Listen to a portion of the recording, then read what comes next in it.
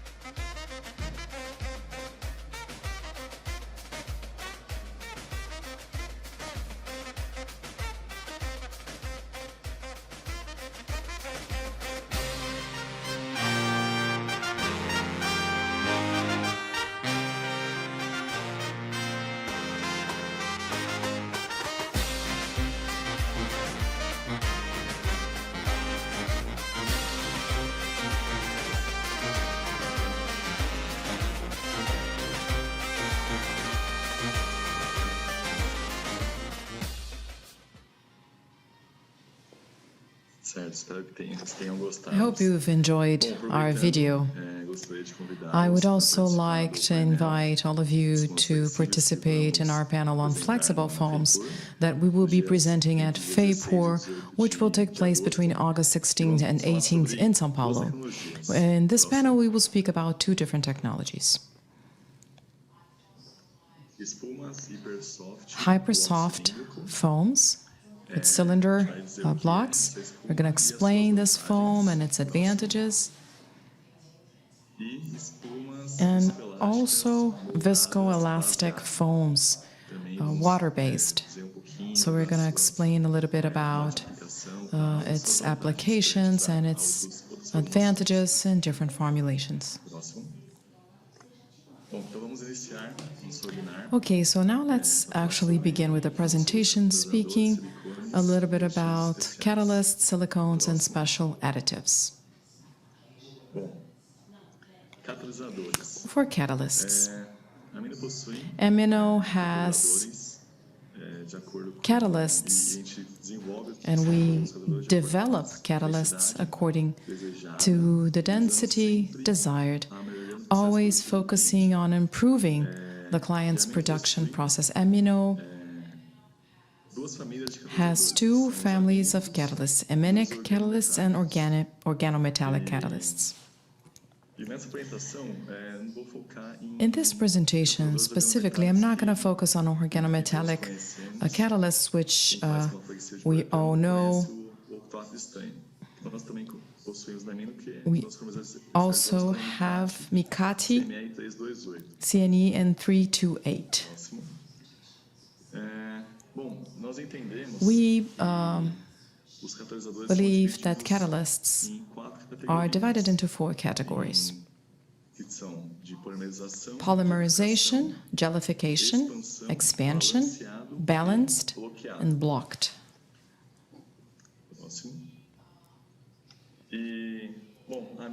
Amino has several catalysts out of these four pillars that I've just mentioned.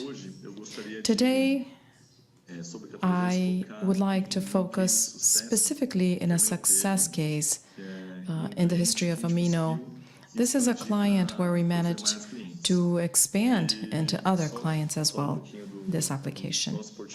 Speaking of our portfolio, we have a full portfolio of catalysts, all catalysts known in the Brazilian and worldwide markets: expansion, polymerization, balanced, and blocked, and continue with the presentation. So speaking of our success case, in this success case,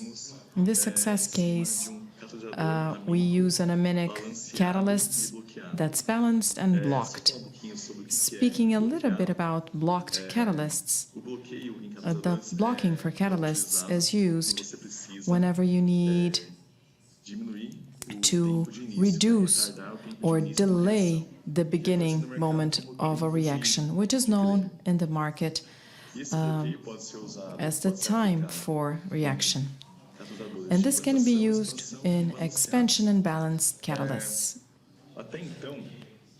Up until then, Amino only had blocked catalysts for polymerization and expansion.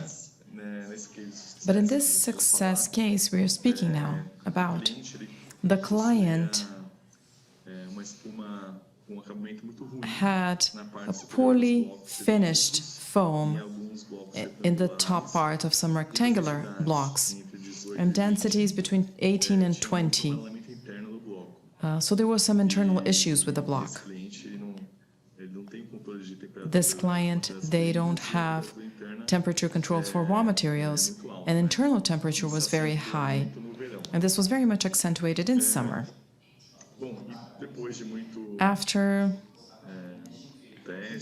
several tests and development phases, we went back and forth many times, and we were at the lab for a lot of time, and we developed AMI-CAT BC 3305.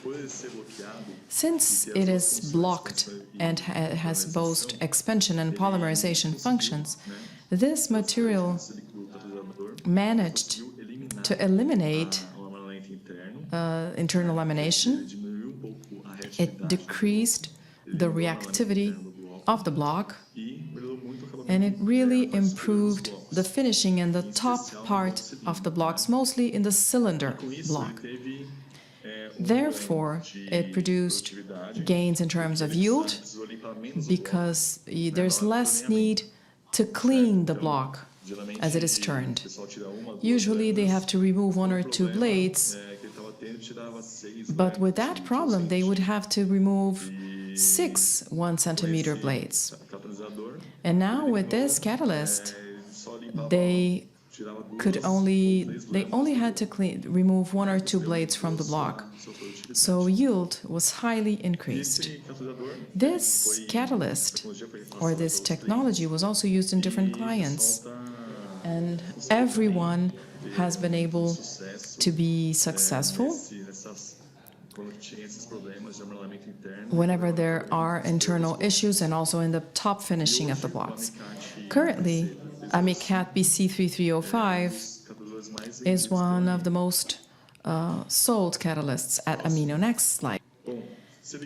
Well, as for silicones, we have our product called Amisil. And I can speak a little bit about the importance of silicones. It's really important for foams, polyurethane foams, and its main function is for gas bubbles to come to the surface when they are created in the reaction, and after the block is heated, it has to be stabilized after the gases leave.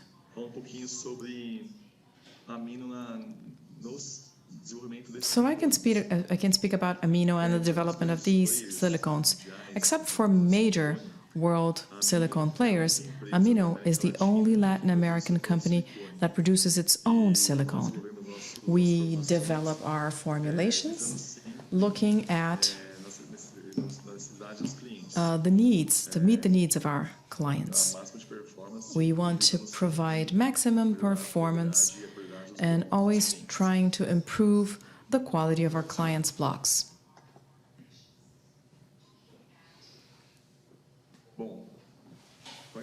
Well, what is the importance of choosing the right silicone? It allows for fine cells, blocks with good finishings, with no breaks. The blocks are more uniform, and we have some density bands. It will increase the latitude of stain or tin. So if you want to open or close a block, lies under the responsibility of tin. And our silicone, the silicone that we provide at Amino,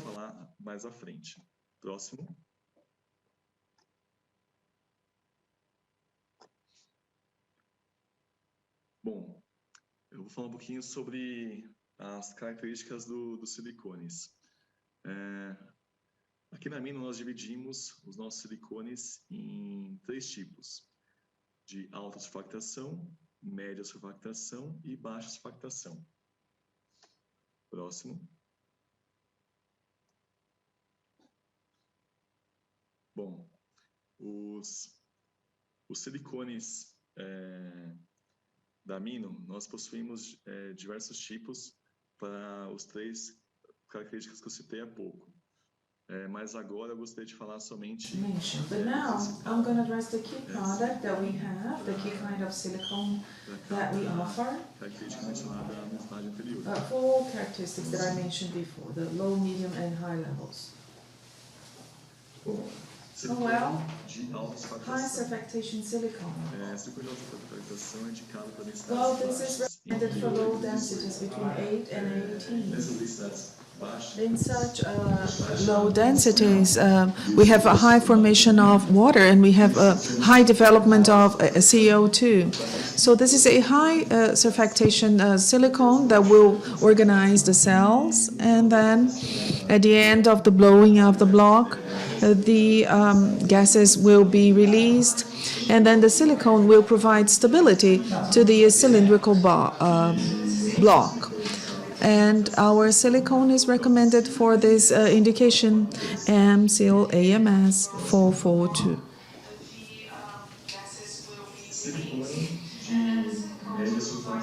Medium surfactation silicone. Well, this is recommended for a range between 18 and 45 of density. In this range of density, we need to have a good distribution throughout the entire block in terms of density, and we need to increase the processing latitude of the tin cells, as I said before. So the opening and closing has to be based on the tin element only. And the silicone that we use for such application is AMSIL AMS 4960.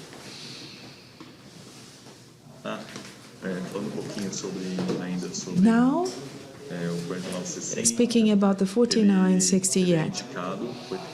Well, this silicone was tested and it's well recommended for PET formulations. It demonstrated a high performance in formulations with a PET. Next. Low surfactation silicones. Well, in this case, they are recommended for high densities above 50 or formulations that have certain elements. In this range of density, we use little water, so little CO2 is released. So you don't need a high surfactation silicone, you need a low surfactation silicone because it will make the cells more uniform. And it must be low surfactation because, we'll close the block because of the presence of silicone.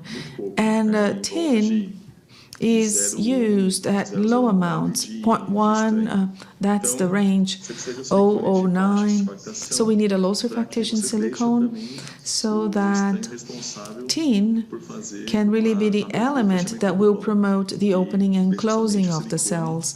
And then silicone will be used for the development of the foam and cells. And the silicone that we use for that purpose is AMSIL AMS 480.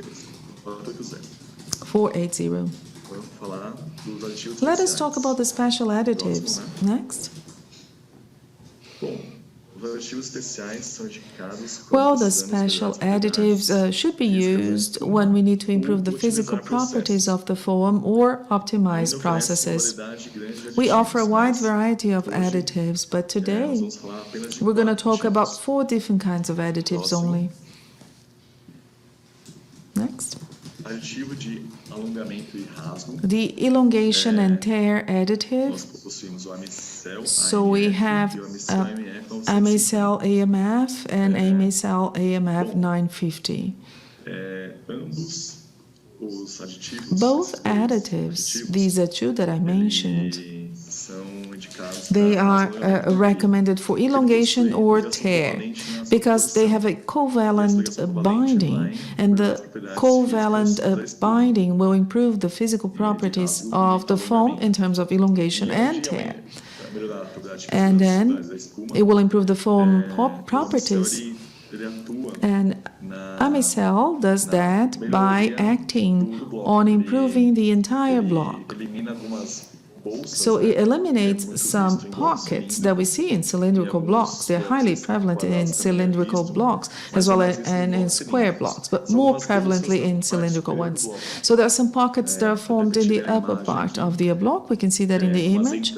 So we see the dents in the block, and AMICEL is able to really act on such issues. So AMICEL is able to eliminate this issue that is caused by the formulation or by low density. And with that, we earn more throughput. we get more throughput in our production. As I mentioned in our success case with the BCO5, so it will increase productivity. You will have fewer layers when you are to clean the cylindrical block, so you gain more productivity in using our products. Next. Just bear in mind that we must adjust the formulation, but it's just a slight adjustment. Hardness additive. So it's the HA 22100 that is recommended for elements that have a high content of copolymers. In our case, we were able to develop and finally produce this additive because the ratio between the copolymer and amidure in terms of hardness is 3:1. If I add 5 parts of amidure in my formulation, it accounts for a hardness of 10 to 15 parts of the copolymer. So with that, we may increase the hardness of the block, or you can level off the hardness of the block by adding amidure. So what are the benefits? As it is less viscous, it lowers the viscosity of the polymeric mass, improving the quality of the blend. And then you have the mix phase that happens in the final form. As it lowers viscosity, you eliminate the process bubbles. In some segments, for example, when you do a bulb, when you do shoe soles, if you find bubbles in the foam is disposed of. It becomes waste because you cannot use in a shoe sole, for example. So I see this as an excellent additive for this purpose. Adhesion element. So we have the 250. It's a liquid product that is added to the formulation, the Amibond FL250. That's the product. And it's used to do flame adhesion. So if you are familiar with that process, you know that fire is applied on the foam layers quite quickly, and then the binding to the fabric is done. And these products are used in the automotive industry, in upholstery, in the seats, in the footwear industry, in soles, for example, and then in the garment industry, the insoles, and in the garment industry. So we must adjust the formulation. Slight adjustments are required in this process. So another additive is the resilience and softness additive. So both additives that we supply, they play the role of reducing the hardness of the foam. The cells are more open and bigger, so that we can get more resilience in the foam. And with that, the conventional flexible foam can be, transformed into an HR foam. So it is an alternative for those who want to make the foam more resilient. Very well. That's the end of this presentation. Thank you. Are there any questions for me? Can you hear me well? Yes, I can hear you well. So we do have a question here for you.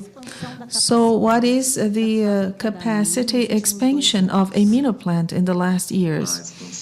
You mean capacity expansion at our plant, at Amino? Yes.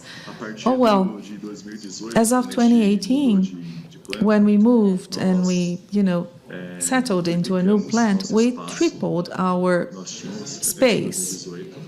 So today, our capacity is at around 2,000 tons a month. This is our production capacity.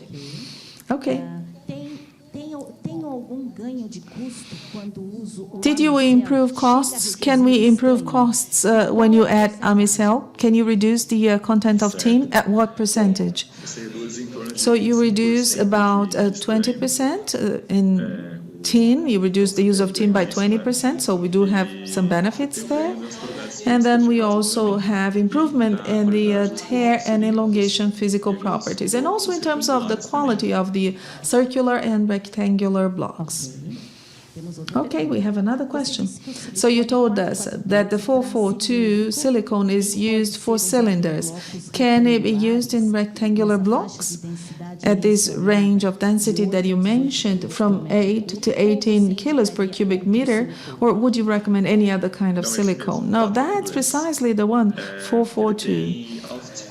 It has a high level of surfactation, so in this density range, it is going to operate quite well in the reaction, and we are able to really organize the reaction, and the gas that is formed is fully captured. We can better use the gas that is produced by working on the cells, and eventually it provides a good stability to the block after the release of the gases. Still about Amicel, can I improve the physical properties of the foams? Yes, you can improve the physical properties, yes. Well, you improve the tear resistance, the elongation characteristics, so you improve the elongation tests, and also in the rupture stress. What is the amount of Amicel that we use in the block?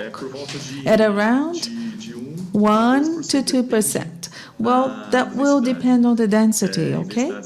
In lower densities we use more, in higher densities we use less product. So I would say that Amicel should be used up to 28, 26 in density. Okay. Tiago, thank you so much. We'll close the presentation. Well, the presentations are being recorded. They're going to be made available as of next week, so that everybody can watch again or recommend for your friend. So thank you so much for participating. So Tiago, in the afternoon, we'll be addressing this very topic in the Latin American webinar. Thank you, Tiago. See you then.